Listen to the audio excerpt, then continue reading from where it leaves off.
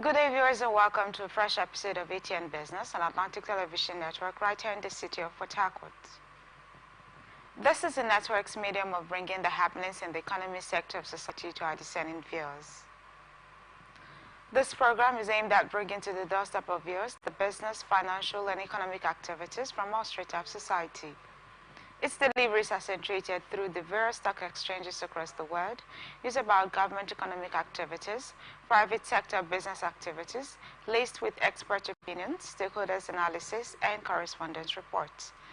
The headlines: NLC demands tariff hike reversal from Band A. NNPC disputes $6 billion accurate of financial activities around the world. So stay tuned.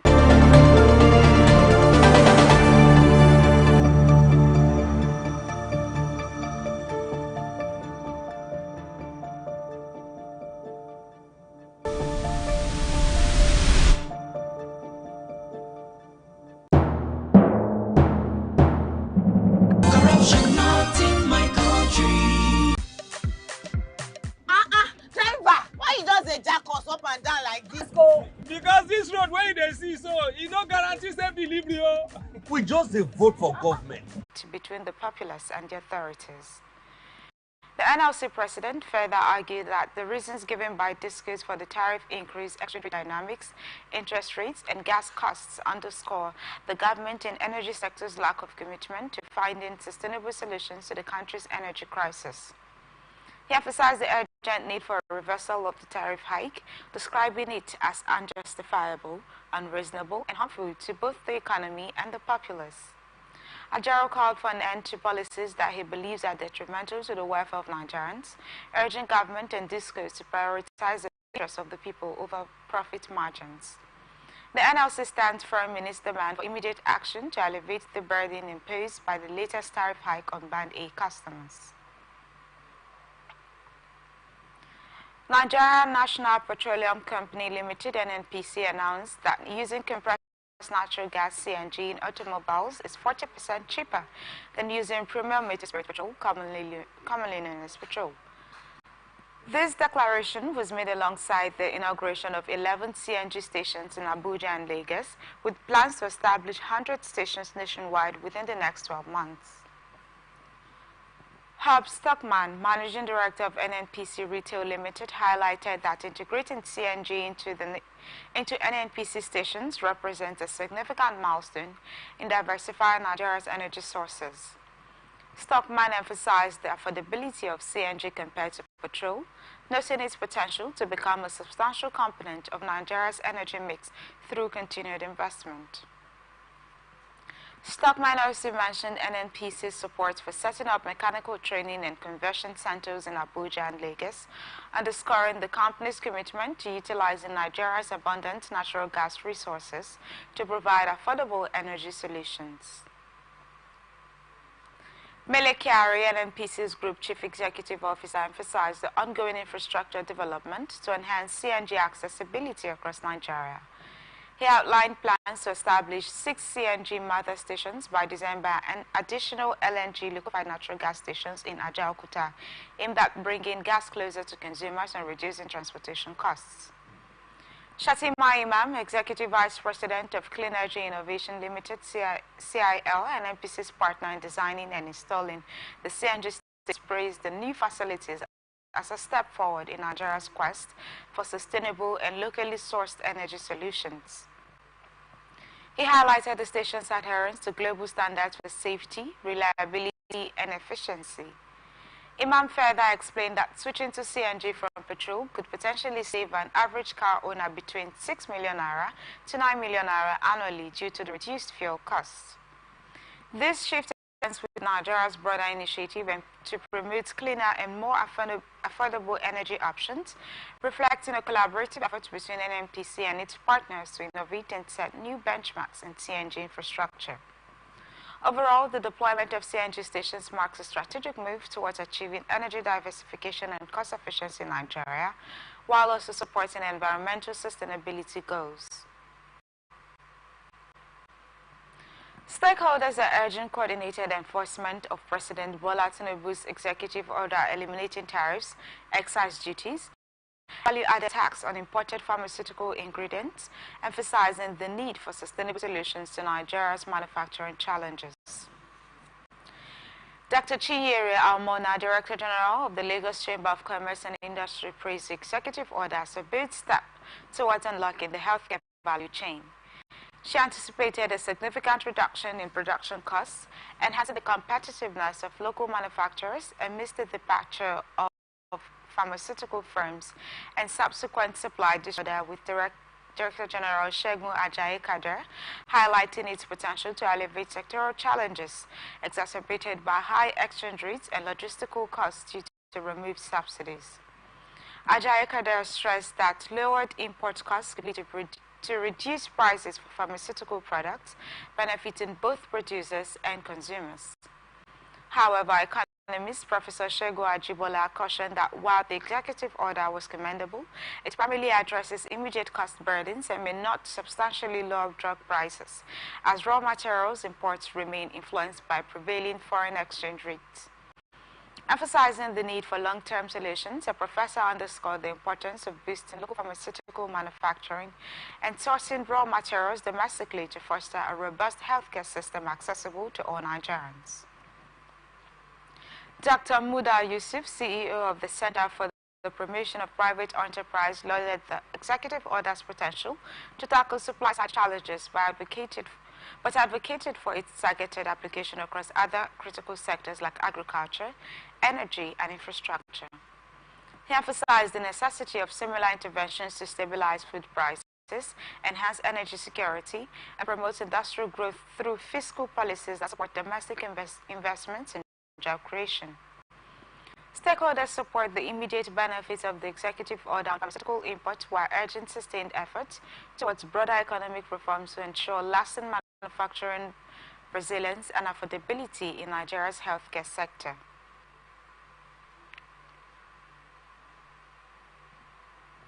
Nigeria's debt to Premier Motor Spirits PMS suppliers has reportedly exceeded $6 billion, a stark increase from earlier figures in April, as stated by 6 industry sources to correspondents. These sources indicated that the Nigerian National Petroleum Company Limited (NNPC) is struggling to bridge the gap between fixed pump prices and the rising international fuel costs. While NNPC swiftly refuted these claims on Thursday, correspondents reported that the National Oil Company began facing challenges earlier in the year, with overdue payments for PMS imports surpassing $3 billion. Traders have disclosed that NNPC has yet to settle payments for January imports, with late payments ranging between $4 billion and $5 billion, contravening contract terms requiring payments within 90 days of delivery. Industry insiders noted that some suppliers have ceased participating in recent tenders due to reaching self-imposed limits on debt exposure from Nigeria. This decision means they will withhold further PMS shipment until outstanding payments are received.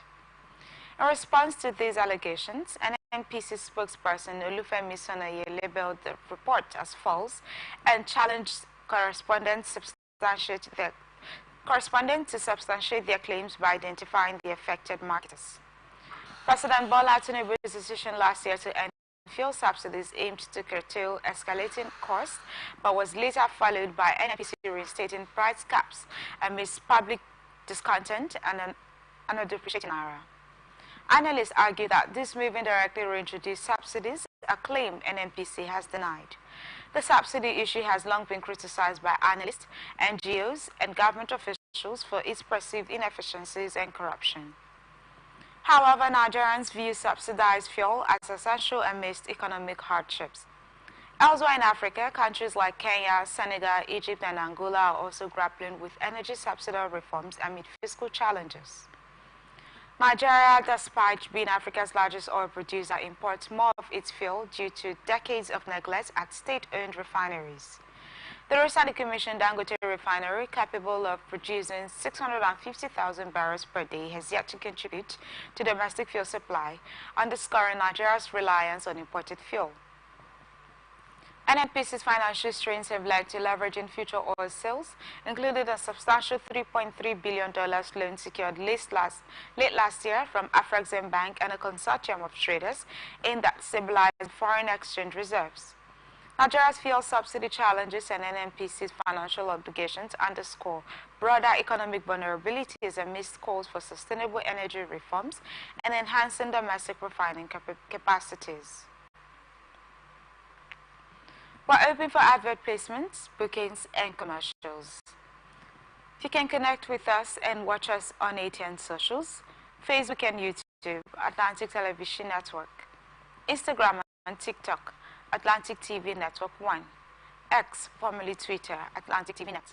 You can also watch us live on our website at atlanticnetwork.tv. Mohammed Bello Koko, Managing Director of the Nigerian Port Authority (NPA), announced that the Dangote Petrochemicals Refinery has successfully handled 120 tanker vessels from January to June 2024.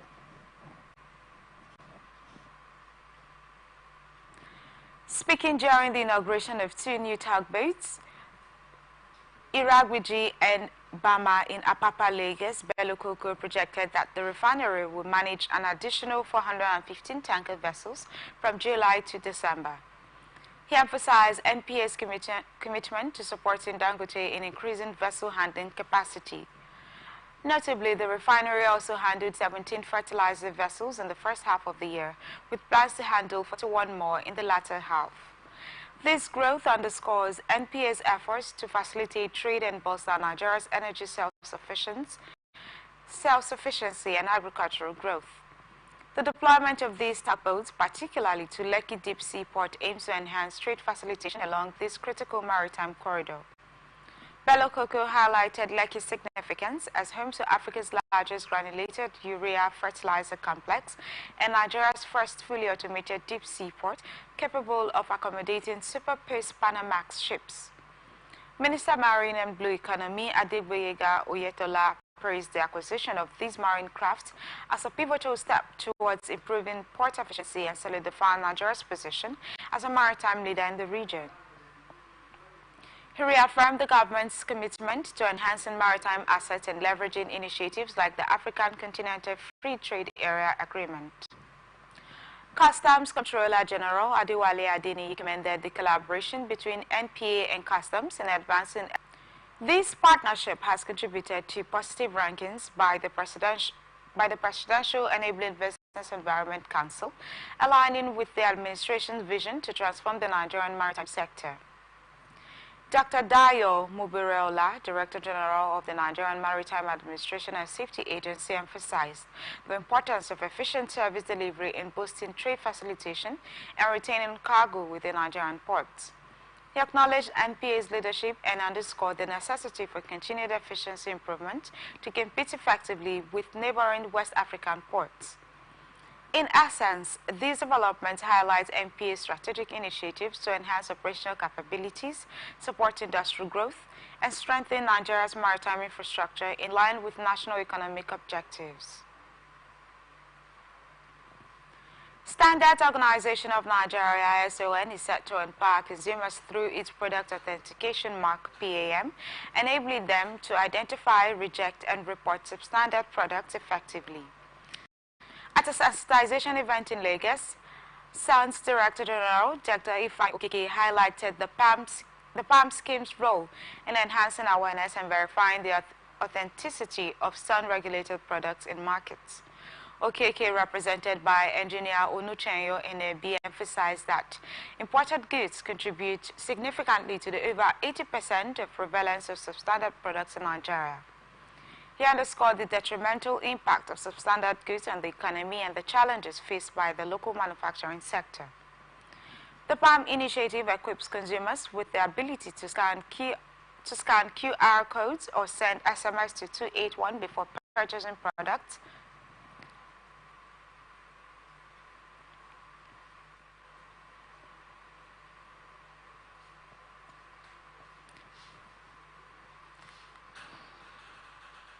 thereby empowering them to make informed choices and safeguarding their interests. B expressed confidence that this scheme will strengthen SON's efforts in protecting consumers and ensuring value for money. By promoting consumer awareness and participation, SAN aims to mitigate the influx of substandard imported goods and bolster the quality of products available in the Nigerian market.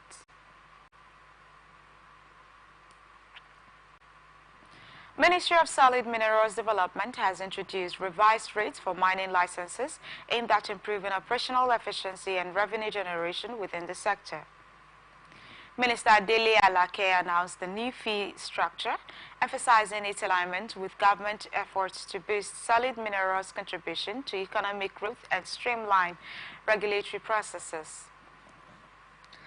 Under the updated regime, fees for mining lease applications are set at 3 million naira, with small-scale mining lease SSML applicants paying 300,000 naira for the first two cadastral units. Exploration licenses EL now cost 600,000 naira for the initial 100 cadastral units, while quarry leases and reconnaissance permits are priced at 300,000 naira each. These adjustments, developed in consultation with the industry stakeholders, aim to curb speculative practices and address funding limitations that hindered government initiatives to improve the sector's business environment. Alake highlighted that the revisions affect 268 items across the industry, including annual service fees and renewal costs. For instance, initial fees include 31,500 naira for the first-time registration, 260,000 naira for SSML, 500,000 naira for quarry leases, and 1,250,000 naira for mining leases. Upon renewal, fees increased to 42,000 naira for exploration licenses, 420,000 naira for SSML, 1,500,000 naira for mining leases, and 1,100,000 naira for quarry leases. The new regulations also cover various services related to mineral title applications, transfers, enlargements, surrenders, and consolidations handled by the Mining Cadastral Office MCO. The minister emphasized that the adjustments aim to maximize royalties from critical minerals such as lithium and gold, thereby bolstering the country's revenue base and supporting broader economic development goals. Specific royalties were outlined based on current market values to ensure fair contributions for mineral extraction activities. These regulatory updates are part of Nigeria's strategy to optimize its mineral resources sector, promote sustainable development, and attract investment, while ensuring compliance with international standards and best practices in mining operations.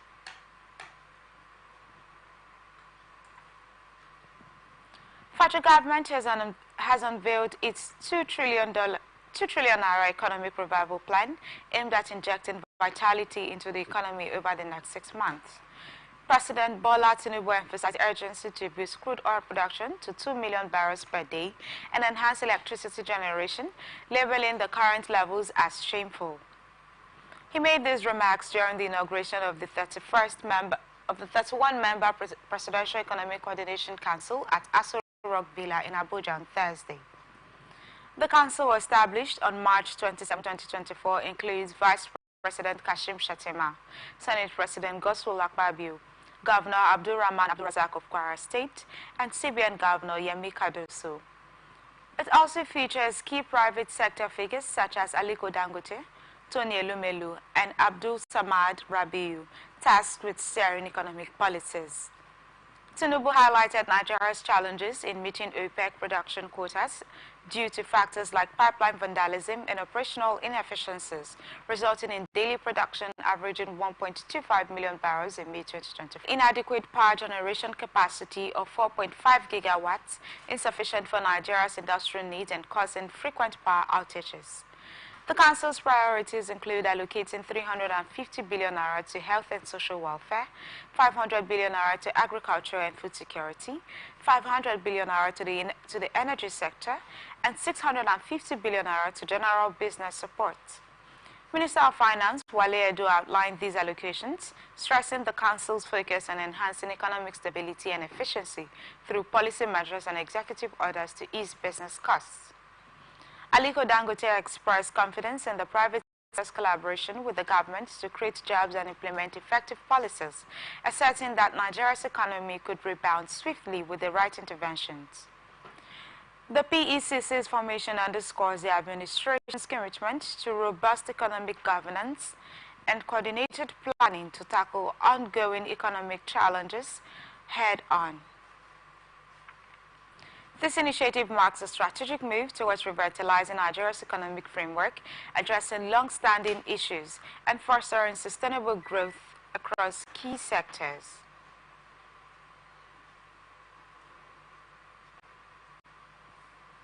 Nigeria has successfully secured the hosting rights for the $5 billion African Energy Bank, announced the federal government on Thursday. The decision was reached during a virtual extraordinary meeting of the Council of Ministers of the African Petroleum Producers Organization, APPO, where Nigeria was chosen as a preferred host nation in competition from Ghana, Benin, Algeria, South Africa, and Cote d'Ivoire. Senator Heineken Lokobere, the Minister of State for Petroleum Resources, made the announcement in Abuja, expressing gratitude to all stakeholders involved in the process. He highlighted that the establishment of the African Energy Bank aims to address the funding challenges faced by African oil-producing countries in financing their oil and gas investments. This bank will not only benefit Nigeria, but the entire African continent, Lokobere emphasized, underscoring the collaborative effort required from all member countries of APPO. In preparation for hosting the bank, Nigeria has already taken significant steps, including a $100 million investment for Class A shares in the bank, approved earlier by President Bola Tinubu. The bank is set to focus on financing hydrocarbon deposits, support energy transition, and contributing to net zero 2060 commitments across Africa. The establishment of the African Energy Bank is expected to catalyze economic growth by facilitating funding for critical energy projects and enhancing energy security. It aligns with the broader objectives of the African Union's Agenda 2063, aiming for prosperous and self-sustaining Africa. Moreover, Nigeria has demonstrated readiness by fulfilling all requirements, including the selection of a prestigious building in Abuja for the bank's temporary headquarters and the initiation of the process for the permanent headquarters in the Central Business District of Abuja. With expectations that the African Energy Bank will become a significant source of sustainable foreign direct investment (EDI) for Nigeria, the bank is poised to stimulate employment, bolster financial architecture, and supports economic diversification efforts, positioning Nigeria as a leading hub for oil and gas investment funding in Africa.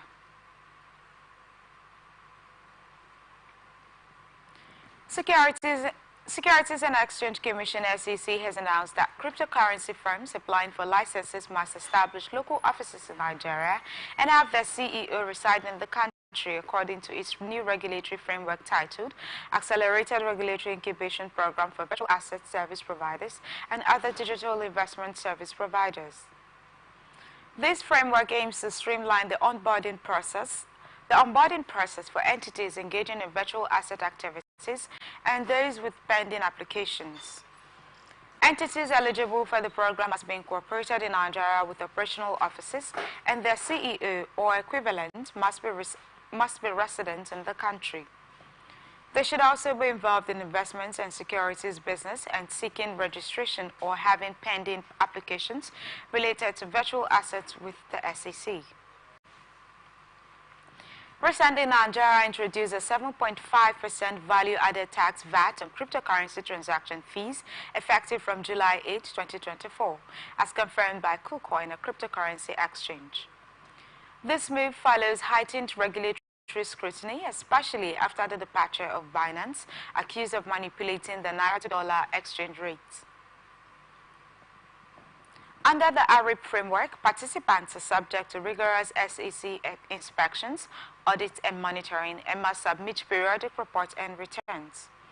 The SEC reserves the right to impose additional financial requirements tailored to the business operations and risks posed by the participants.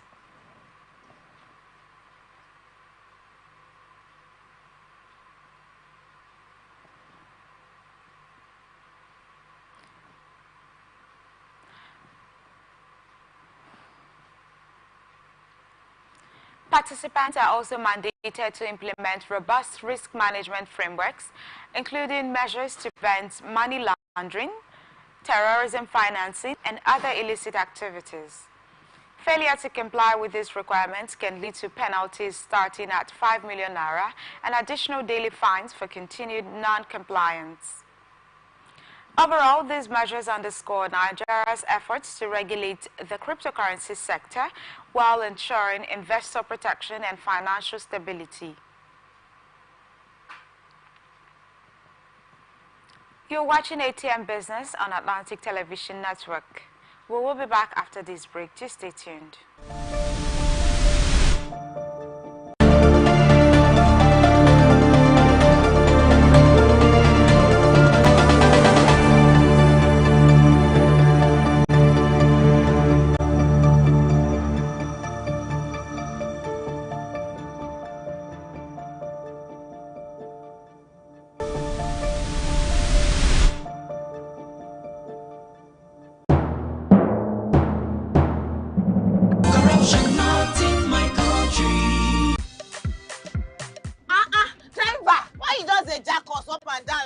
Like this now. I hope nobody carry belle. Why you ask, oh? Because this road where they see, so it no guarantee safe delivery.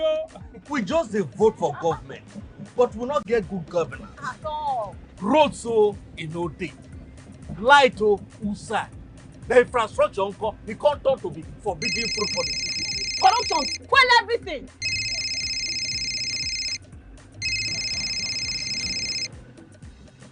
Hello? Hello, madam. Good afternoon. Good afternoon. My name is Mrs. Ayeni. I am calling from the Ministry of Humanitarian Affairs. Okay. Okay, I've been expecting your call. Madam, remove this your phone from loudspeaker. Now my phone be like that. Hello? Are you there? I hear, I'm hearing you. Yes. We saw a copy of your invoice for computers, printers, and laptops. Yes. Are you working on them now? Ma, the prices you quoted are way too high now. Madam, sorry, please don't cost. We found the laptop you said is 1.8 million naira for 600,000 naira. Hello? Now my body network there. I can't hear you. Network is bad. Madam, we can hear you. Continue. Hello, I can't hear you. I will call you back. Their behavior not good now. Madam, now this kind behavior they kill our country. You suppose do things differently, make Nigeria for better. Corruption not in my country. This message is brought to you by the Akin Fadeyi Foundation, the MacArthur Foundation, and with broadcast support from Atlantic Television Network. Corruption not in my country. I don't get a lot. Boy, they won't booga me small. They say, man, give them bribe. I say, nothing. Okay, now, we'll go block later. You remember that contract where we do that time now? They don't pay. But first, you see the house rent with the old things. We go first call caretaker, take the money, slap him. Beg, see, you know, say I get annual levy where they pay for club. Where me and boys they shark beer in our house, I go pay that one. You remember say me I tell you buy you motor. I go buy now.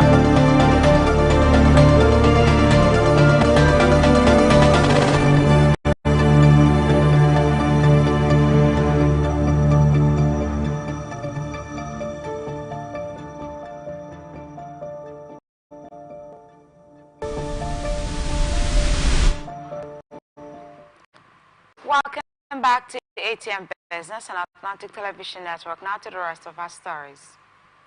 Securities and Exchange Commission (SEC) has approved Jude Chiemeka's appointment as the Chief Executive Officer of the Nigerian Exchange Limited (NGX) effective July 1. Chiemeka, who brings nearly 3 decades of experience in African securities, trading and asset management, had been serving as the acting CEO since January 1, 2024. Temi Popula, who was appointed Group Managing Director and CEO. NGX Group Chairman Umaru Kwairanga emphasized the strategic alignment of Chairmaker's appointment with their succession plan, highlighting his extensive experience and leadership qualities through to NGX's long-term success. Chairman of Exchange Limited echoed this sentiment, expressing that Chairmaker would drive growth, innovation, and democratize investment opportunities in the capital markets.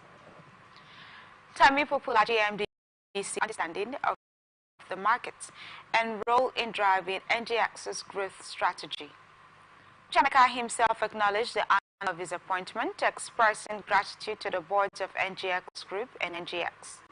He affirmed his commitment to leveraging collaboration with NGX's team and the broader capital market community to enhance the exchange's dynamism, inclusivity, and global competitiveness.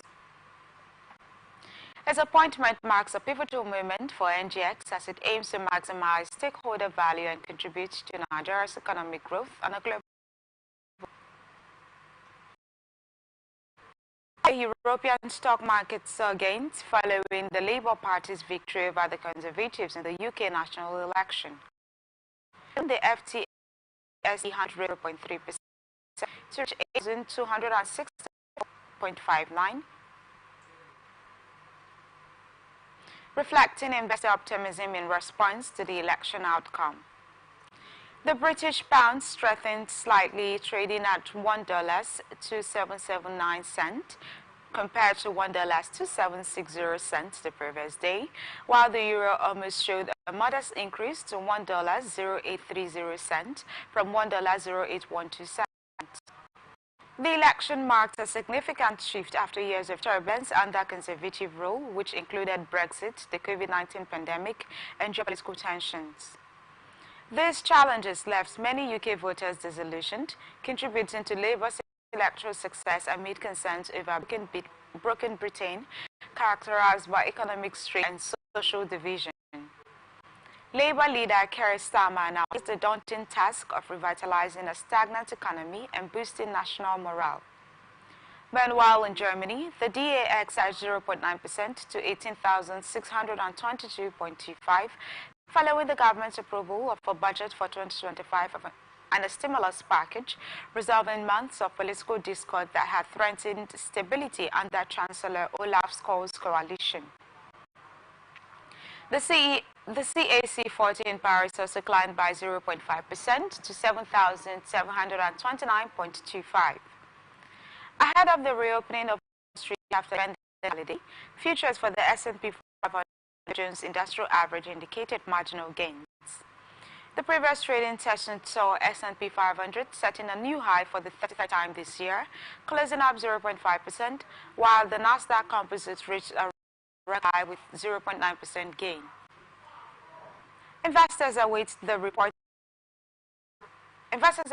the U.S. jobs report, expected to reveal an additional 190,000 jobs in June, signaling economic strength but potentially influencing Federal Reserve decisions on interest rates.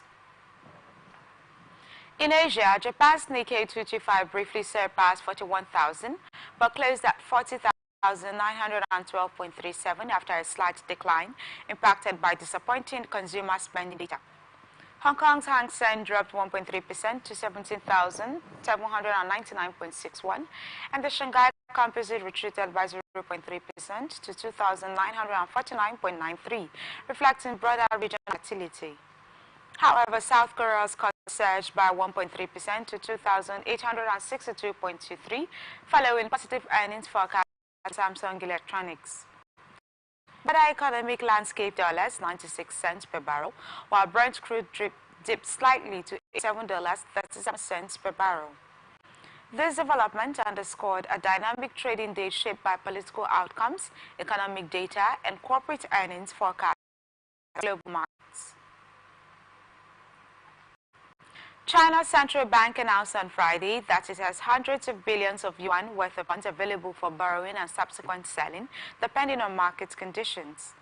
This move is viewed as an effort to mitigate a robust bond rally that has driven yields to record lows amid economic uncertainty and volatility in stock markets, prompting investors to seek safe haven assets. According to the People's Bank of China, PBOC, it will conduct open-ended unsecured borrowing of medium and long-term bonds and will sell them as needed. The bank has already established agreements with major financial institutions for this purpose. The announcement comes amidst a decline in China's treasury bond futures and an increase in bond yields, which move inversely to prices. Ming Ming, chief economist at CITIC Securities, noted that the central bank clarifies to money treasury, emphasizing the significant market impact of concentrated bond selling. Analysts interpret the PBOC strategy as a measure to stabilize.